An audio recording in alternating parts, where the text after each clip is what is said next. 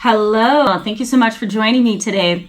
You know, there's a lot going on during the holiday, and I think a lot of you can relate to the stress and the trauma and the overwhelming mental images that can sometimes pop into your mind during this time of year. I have a lot of clients and a lot of people who consult with me who are struggling with the thought of Christmas time and New Year's. Now, one of the reasons why I think is because, number one, they have really dysfunctional and unhealthy families, as we've been talking a lot about lately. And the second part of that is the commercialism. That's what gets them the most. It's the commercialism. It's all of the festivities and all of the labeling and the titles and, you know, all of the animosity that is sometimes felt under the surface with family members who are unhealthy. Because of those things, it makes holiday time really difficult to live with. But what also makes holiday time difficult, and this is what we're going to talk about in today's video, is kind of like those triggering memories or those cues that you may experience during this time of year. And it's all of the things in the environment around you. It is sometimes your emotional reactions to things. And it is also the music you may hear, the things you may see on TV, and even the smells that you may smell that could all trigger a trauma response. And it gets worse when your family is the one who caused your trauma.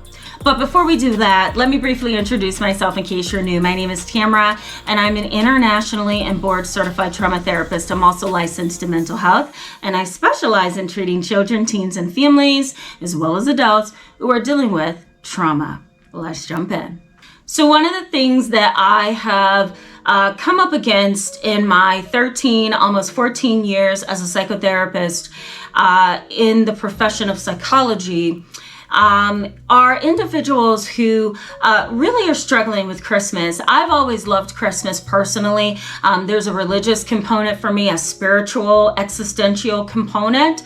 And there's also a component where, you know, I feel that that's a time of year where I can show the most love to people, especially during this time in 2021. So, you know, for me, Christmas is an opportunity to show forth some love and to give and to show my appreciation. And as I've said many times on this channel, I am Christian and I follow most of the practices of Christianity. I'm not a fan of the religious piece. I don't like all the form and fashion, but the spiritual piece of knowing God and being aware of Him in everything that we experience, that is me. And so this is the time of year where I get to do that. Now for you, you may find, and many of my clients and people who consult with me find this to be true as well, that Christmas is also a very triggering time, especially when you don't have a healthy family, especially when you are struggling with, you know, thoughts in your mind of past traumas from your family, right?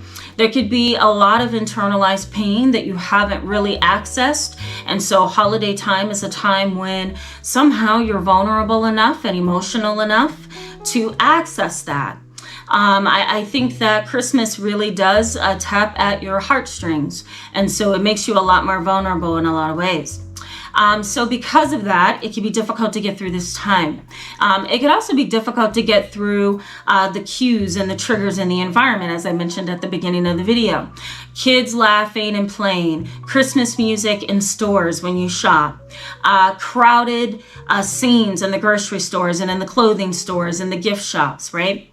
Looking at something as simple as traffic patterns changing can trigger you.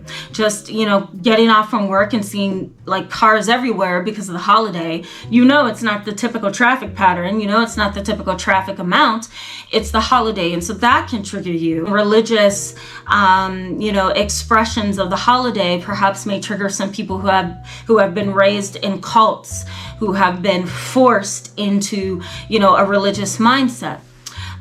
You know, maybe Christmas time was a time when you were sexually abused. Maybe it was a time when your family ended up in a physical fight that led to injuries. Maybe that was a time when you lost a loved one. Maybe that was a time when, some historical grief or intergenerational trauma came back up in your life and in your mind. There's a lot of reasons why you could be negatively triggered, right? Or you could be triggered, I should say, to respond in a way that's not healthy for you. So I want to highlight some things that are likely to trigger you and some things that, you should be looking at as you go into the holiday season. I think it's really important during this time to reflect and to go within and ask yourself, where am I vulnerable, right? Where do I need to protect my heart and my mind and my soul during this time? And so what I'm going to mention are some categories that you should look into within yourself as you move towards Christmas and New Year. So the first thing that I want to highlight is situational factors. I think you should really look at situational factors when you are going within. So that would be something like not having family or close family. Asking yourself, how do I feel about that really? Will I be able to get through the holiday that way? Thinking about the death of a loved one or someone close to you, or some kind of loss and grief that you may be experiencing, really asking yourself, can I manage this, or am I going to need additional support, during this time? Unresolved grief and loss, right? Maybe you lost somebody 5 years ago, 2 years ago, a year ago, several months ago, and you feel you should be over it, but somehow you're being triggered during this time. You want to ask yourself, can I actually deal with this? And what are the additional situational factors that could put pressure on me during this time? Are my finances low? Is my family really complicated? Am I going to be sitting at a dinner table with a sexual abuser, or somebody who has sexually abused someone in the family, or maybe you? Am I going to be sitting at the table or in the same house with a family member who has lied to me multiple times and broke my heart? Situational factors. You want to be able to look at those. The next thing that you need to be looking at is your medical factors, okay? So your pain tolerance level, is it getting higher during this time of year? If so, that's a sign I'm stressed. Did I just get a new diagnosis that may be really difficult for me to accept and manage during this time? Am I dealing with recurrent psychological and mental health issues, or recurrent trauma or PTSD symptoms that can put me in a very vulnerable spot? How do I navigate that if I have a really complicated family dynamic, if I have a really complicated communication with my family, right? If I'm not in touch within here, do I need a therapist for the holiday season to really help me process where I'm at, especially if I don't have loved ones that are healthy and can connect with me? The next thing is your mental status. You want to really look at, is my mental status okay in my family? I know I have a dysfunctional family, but are they making me depressed? Are they making me suicidal? Do I feel alone, lost, and confused? Do I feel at a loss in my life because of them, because of what they've done to me? Am I being triggered in a way that's not healthy because it reminds me of my family and how they've treated me? Okay. The next thing that you want to look at is self-injurious behaviors. Am I wanting to cut myself? Am I wanting to self-harm in some way, burn myself, scratch myself till I bleed? Am I self-stimulating in some other way that's not healthy? Am I having suicidal thoughts? Am I feeling really at a loss and alone? Am I feeling confused? Your mental status. You want to be asking yourself these questions the closer you get to Christmas. And maybe having to reconnect with family for some reason, or maybe you're going to give your family a try for the 15th time and you're not sure how it's going to go. Maybe you've been estranged and you're trying to come back together.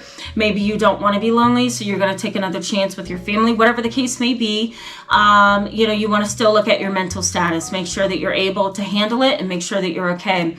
The next thing is psychological factors. Are you having post-traumatic stress symptoms? You could be in a phase of acute stress where you're feeling pressured for this brief duration of time. Acute stress is at least a month to 3 months of stress, of strain, of thoughts, of feelings, of behaviors that could really make you feel stuck. And you really want to look at that. Am I feeling a certain way for a brief period of time, and is it overwhelming?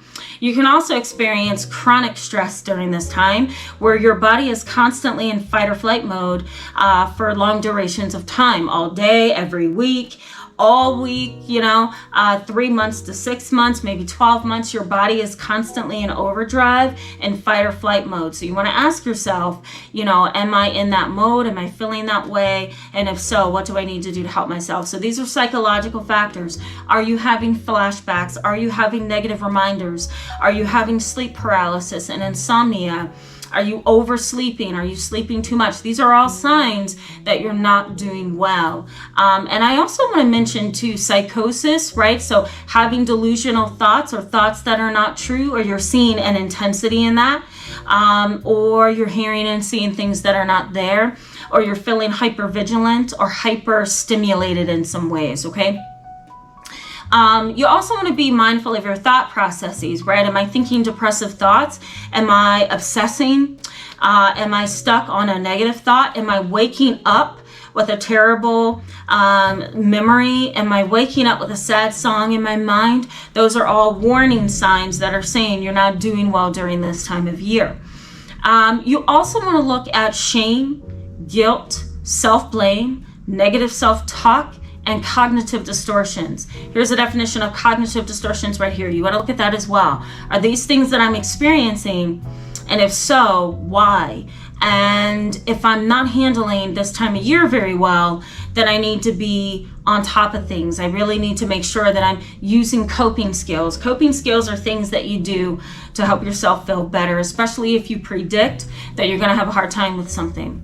And then lastly, I think you need to also be mindful of flashbacks as well. You could be having flashbacks of a terrible memory, a terrible childhood, a terrible emotion, a terrible experience that you had. And that's another sign that you're not handling things very well.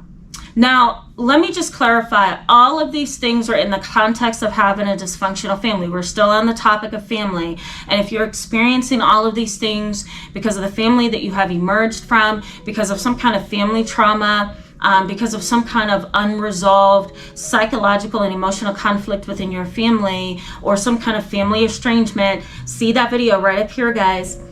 You might also be feeling this way because of some kind of family jealousy. I talk about that right up here in this video of parents who are jealous. And then a couple of weeks later, which was my most recent video, I did another video on jealous family members. Go ahead and check that out right here. If you're dealing with all of these things in the context of your family, then you want to be prepared ahead of time. And so there's a few ways that you can be prepared. One is create a safety plan. What you want in a safety plan, which could be a piece of paper with 5 steps. That's a safety plan. You want to have in your safety plan a listing of triggers. And write this down with me, guys, if this would help you out. So, you want to write down a listing of triggers, holiday music, family members calling me, Christmas cards being sent to me in the mail, getting a gift when I least expect it, or getting a gift in the mail from my distant family member that I haven't seen in a long time. Write down all your triggers. Then you want to write down warning signs. So what are those warning signs? How do you know that you're not doing well? Remember those psychological factors that I just mentioned: shame, guilt, doubt, blame, negative self-talk, depression, anxiety, suicidal thoughts, self-harm, psychosis, nightmares, sleep paralysis. All of those are warning signs that you're not doing well. So you want to make a list of your personal warning signs. Then right under that, you want to come up with some coping skills, which are, again, things that are going to help you cope through this time until you can get to the other side. Maybe a coping skill would be take a warm bubble bath every night, or take a warm shower with essential oils every night before bed. Get up in the morning and exercise. Maybe you're going to eat a sweet, delicious treat every other night before you eat your dinner. Maybe you are going to drive around and look at the Christmas lights, because it reminds you of a wonderful childhood memory. Maybe you're going to go to the gym every Saturday until New Year's is over. So do anything that you can to keep yourself engaged in your life while you have the strength to, because if you're struggling during this time, there's a likelihood that you could possibly feel even more depressed and you're not going to want to do anything. So try to keep that in mind. Just kind of write all these things down while you're feeling good and while it's fresh in your mind. And so if you start to feel depressed or overwhelmed, you can go back to your safety plan and say, okay, here's my triggers, here's my warning signs, and here's my coping skills. These are things that you can actually do These are actually, I think, practical ways that you can kind of manage this time. And I encourage you to, this is not self-promotion, I promise you, but I encourage you to come back to my channel and watch some of the videos about family. I think validation is helpful. Hearing it from a therapist is helpful, and hearing it from somebody that's experienced is also helpful. So come back to my channel, rewatch videos, whatever you need to do to kind of reassure yourself that it is not you, it is your family. I hope this video has been helpful to you. Go ahead and hit that subscribe button and that bell button if you want to get more videos like this. And let me know in the comment section below what you do during times like this when you may be feeling a little vulnerable. And let me know if you want me to do more videos like this. I will see you in the next one. Bye.